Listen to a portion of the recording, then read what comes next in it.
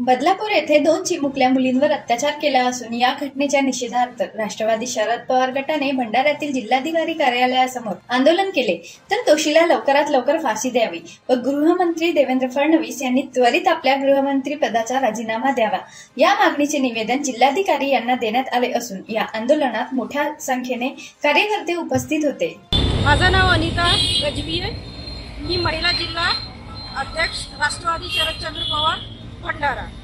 आमच्या हेच मागण्या आहेत की आमच्या ज्या महिलांवर अत्याचार होऊन राहिले आहेत त्याच्यासाठी आम्हाला आई बहिणीला सर्वांना न्याय हवा। आम्हाला हे 1500 रुपये नको हवा। आमच्यासाठी सुरक्षा हवी आहे। जे आज बदलापूरमध्ये झालेलं आहे तसं म्हणजे आम्ही कोणतीच महिला सुरक्षित नाही ना आमचे मुलं बाळा हे सुरक्षित नाही आहेत। तर काय आम्ही शासनाच्या ह्या अशा बंदोबस्त कारणाने आपल्या मुलांना शाळेत पाठवणं बंद करू का?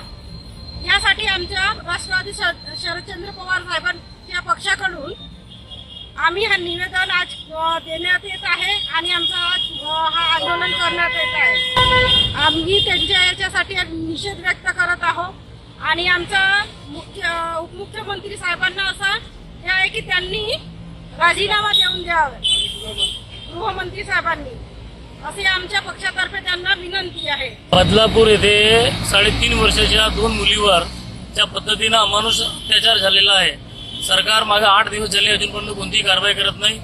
ज्यांनी हा कृत्य केला त्याला त्वरित फाशीची शिक्षा हवी आहे आणि जी संस्था आहे त्या संस्थेला ब्लॅकलिस्टमध्ये टाकून संस्था बंद झाली पाहिजे। कारण म्हणजे महाराष्ट्राचे मुख्यमंत्री असोत, महाराष्ट्राचे गृहमंत्री असोत, यांनी खऱ्या अर्थानं राजीनामा दिला पाहिजे। एका बाजूला महिलांना निवडणुकीच्या तोंडावर भूलथापा देण्यासाठी 1500 रुपयाच्या आमिष दाखवण्याचा एका बाजूला प्रयत्न सुरू आहे।